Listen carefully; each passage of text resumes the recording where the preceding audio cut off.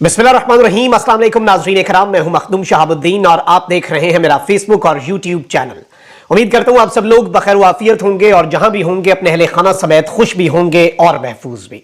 नाज़रीन इकराम, इमरान खान के खिलाफ आखिरी कदम उठा लिया गया है और आज अदालत में इमरान खान के लिए, इमरान खान के जराइम पर सजाए मौत मांगी गई है। आज सजाए मौत और उम्र कैद का जिक्र हो चुका है इमरान खान के लिए और साइफर केस के हवाले से जो मामलात हैं, आज इमरान खान को अदालत के अंदर प्रोसिक्यूटर ने हुकूमत की जानिब से, रियासत की जानिब से जो वकील होता है, उसने कलभूषण यादव से भी जा मिलाया और इमरान खान के लिए जो कुछ भी कहा है वो बड़ी इंपॉर्टेंट डेवलपमेंट्स हैं जो आपके सामने रखनी है। और इसके साथ ही साथ फरूख हबीब ने एक बयान दिया है। फरूख हबीब इस्तेकाम पाकिस्तान पार्टी के दफ्तर पहुंचे हैं। अगवा बराए बयान का एक और शख्स जो है वो बयान देकर बाइज्जत बरी हो गया है और फरूख हबीब साहब ने इमरान खान साहब के ऊपर कुछ घिनौने इल्जामात भी लगाए हैं, एज यूजुअल, जैसे उस्मान डार साहब ने और सदाकत अब्बासी साहब ने लगाए।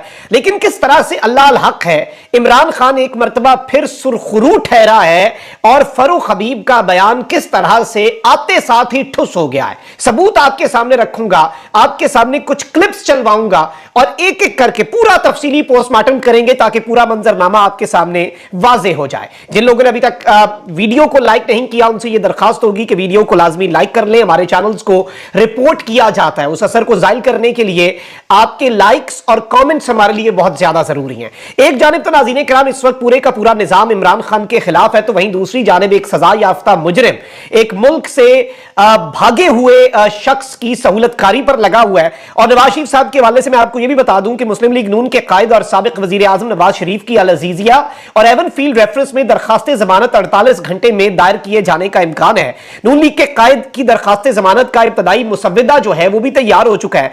कानूनी टीम की जानिब से 48 घंटे में दरखास्त दायर की जाएगी। दरखास्तें अल अजीजिया और एवन फील्ड रेफरेंस में दायर की जाएंगी और इस सब के अंदर नवाज शरीफ एवन फील्ड और अल अजीजिया रेफरेंस में सजा याफ्ता है। एहतसाब अदालत ने नवाज शरीफ को 10 साल कैद और 80 लाख पाउंड की सजा सुनाई थी।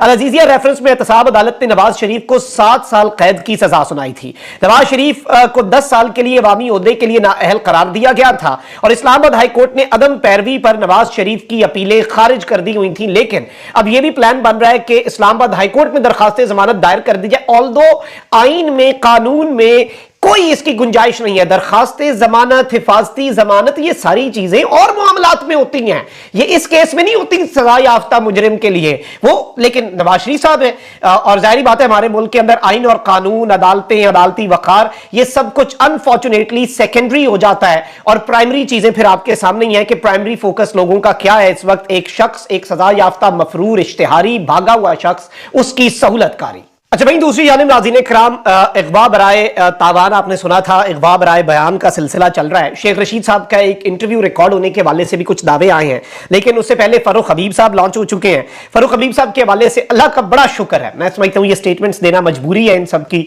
लेकिन अल्लाह का बड़ा शुक्र है फरूख हबीब साहब बहुत डटे रहे इमरान खान साहब के खिलाफ। यंग शख्सियत हैं और इन्होंने इस्तेकाम पाकिस्तान पार्टी के अंदर शमूलियत इख्तियार कर ली, लेकिन अल्लाह का शुक्र है कि ही इज सेफ। देखें, उनका छोटा बेटा है, उनकी फैमिली, ये चीजें बड़ी मैटर करती हैं और अल्लाह का बहुत शुक्र है। हम तो इसी बात पे शुक्र अदा कर रहे हैं कि फरूख हबीब साहब इज सेफ एंड साउंड। उनके हवाले से कुछ दावे आए थे बहुत ही अजीब व गरीब के, अल्लाह माफ करे वो इस दुनिया में नहीं रहे, लेकिन चूंकि उन दावों की तस्दीक नहीं हुई तो कुछ साफियों ने कर दिया वो रिपोर्ट, लेकिन मैंने उसे रिपोर्ट करना भी मुनासिब नहीं समझा क्योंकि फैमिली के लिए बड़ा पेनफुल होता है। या तो कोई खबर हो ना हमारे पास कुछ पहुंचे, लेकिन ऐसा नहीं था और अब साबित भी हो गया।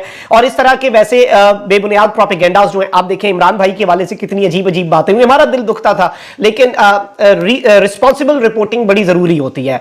ये सारे बयानिए, ये हर चीज पीछे रह जाती हैं।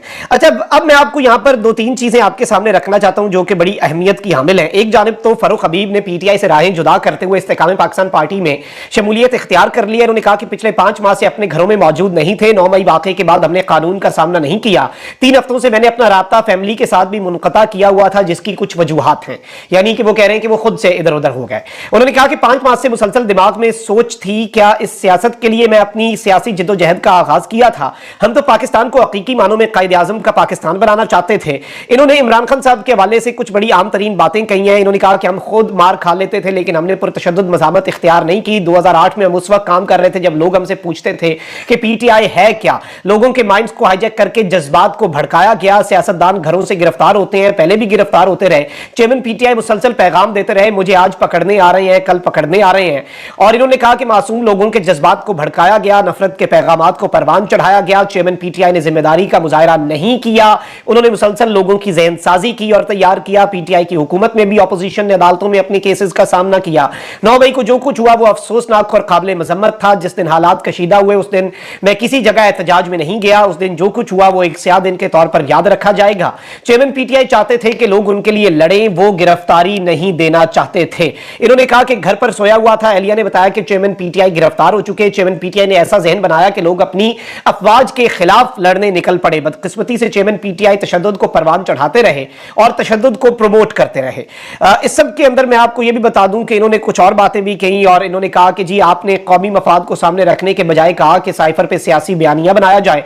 देख लें, भारत खूनी दांत निकाल के बैठा हुआ है कि पाकिस्तान को दबोचे। क्यों आज तक कोई कुछ नहीं कर पाया? अफवाज पाकिस्तान ने कुर्बानियां दी, दहशतगर्दी का खात्मा किया, मुश्किल में काम करते हैं। कोरोना में देख लें, कमांड सेंटर में देख लें, यानी अफवाज पाकिस्तान की कुर्बानियों को इन्होंने गिनवाया। और इन्होंने कहा कि साइफर पर इमरान खान ने कहा कि इस पर सियासी बयानिया बनाना है। फरूख हबीब की अब तक की सख्त तरीन प्रेस कॉन्फ्रेंस है। इमरान खान को साइफर और तोशा खाना से घड़ी लेने पर रगड़ा लगाया, अदम एतमाद से लेकर अब तक के तमाम वाकयात की तफसील रखी और इमरान खान साहब को जिम्मेदार करार दिया। पाक फौज जिंदाबाद का नारा लगाया फरूख हबीब साहब ने। तोशा खाना के नाकाबिले दिफा मामले पर हमें मीडिया पर दिफा का कहा गया। इमरान खान के पास कोई मॉरल ग्राउंड नहीं है जिस पर वो अपनी सियासत कर रहे हैं। हम बुशरा बीबी, फरज शहजादी और उस्मान बुजदार का दिफा करते रहे। उस्मान बुजदार को बुशरा बीबी ने मंजूर किया। इमरान खान को अगली बार मौका मिला तो उस्मान बुजदार नहीं आना। इस तरह के कुछ इल्जामात हैं जो फरूख हबीब साहब ने लगाए हैं। अच्छा, हमाद अजहर साहब ने एक बड़ा अहम इंकशाफ किया है और हमाद अजहर साहब ने कहा है, ये अभी तक रोपोश हैं, लकीली ये उठाए नहीं गए। ये कह रहे हैं कि जो लोग जबरी गुमशुदगी में रहे उनमें से एक ने मुझे तावान अदा करने के बाद, जो तावान है बयान की सूरत में, तावान अदा करने के बाद पैगाम भिजवाया। कहा कि एक एक लफ्ज ऊपर से आया था, बाकायदा रट्टा लगवाया गया था, किसी एक लफ्ज को भी हजफ करने की इजाजत नहीं थी।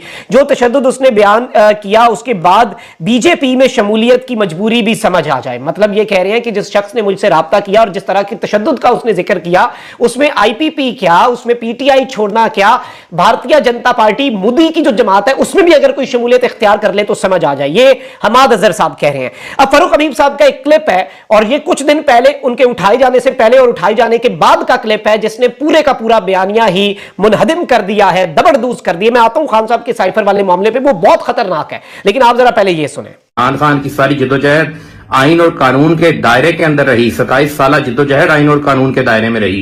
कहीं भी उन्होंने कौम को मुश्तिल होने का नहीं कहा। इमरान खान कौम के दरमियान और इस जुल्म के दरमियान एक आखिरी उम्मीद है। इस जुल्म और कौम के दरमियान एक आखिरी उम्मीद है। उसी उम्मीद के तहत कौम पुरअमन रही है। आप बैलेट की बजाय आप कह रहे थे कि बुलेट का रास्ता इख्तियार कर लें। बैलेट की बजाय आप ये कह रहे थे कि आप अपने ही इदारों के ऊपर चढ़ दौड़ें। इमरान खान की सारी जिद्दोजहद आइन और कानून के दायरे के अंदर रही। 27 साल जिद्दोजहद आइन और कानून के दायरे में रही। कहीं भी उन्होंने कौम को मुश्तिल होने का नहीं कहा। इमरान खान कौम के दरमियान और इस जुल्म के दरमियान एक आखिरी उम्मीद है। इस जुल्म और कौम के दरमियान एक आखिरी उम्मीद है। उसी उम्मीद के तहत कौम पुरअमन रही है। जी नाज़रीन इकराम, इसके बाद मुझे नहीं लगता कि मुझे कुछ और कहने की ज़रूरत है। ये सेल्फ एक्सप्लेनेटरी है और ये स्टेटमेंट्स जिस तरह से आ रही हैं, इससे पहले इंटरव्यूज़ आए, इंटरव्यू का जो फॉर्मेट है वो ठुस हो गया, आवाम ने उसे रिजेक्ट कर दिया, तो अब कुछ डिफरेंट करना था। अब जरा आ जाते हैं, आगे बढ़ते हैं और अब तो ये चलता रहना सिलसिला। आगे बढ़ते हैं और आपको बताते हैं जी साइफर केस के मामले में जो समाअत हुई है। सीक्रेट डॉक्यूमेंट पब्लिक करने पर बतौर वज़ीर आज़म आइन के आर्टिकल 248 के तहत इस्तिस्ना हासिल नहीं, ये आज स्टेटमेंट दी special prosecutor prosecutor Raja Rizwan Abbasi ने साइफर केस के अंदर। और आज जो स्पेशल प्रोसिक्यूटर हैं राजा रिजवान अब्बासी, इनके दलाइल बड़े आम थे। एक जानिब इन्होंने कहा कि यह साइफर दूसरी कैटेगरी का सीक्रेट डॉक्यूमेंट था जिसकी मालूमात पब्लिक नहीं की जा सकती थी। इस जुर्म की सजा 14 साल कैद या सजाए मौत बनती है। आज इन्होंने कहा कि इमरान खान ने जो जुर्म किया है, जिस जुर्म का इर्तिकाब किया है, उस पर एक तो इमरान खान का इस्तिस्ना नहीं बनता, वहीं दूसरी जानिब इमरान खान ने जो जुर्म किया है, जो इमरान खान का कसूर है, वो इतना बड़ा है कि उस पर इमरान खान को कम अज कम उम्र कैद और ज्यादा से ज्यादा सजाए मौत देनी चाहिए। आप यहां से अंदाजा लगाएं साइफर केस कितना सीरियस हो चुका है। साइफर के जरिए जो भी मालूमात आ रही हैं, क्या वो आगे कम्युनिकेट नहीं की जा सकती?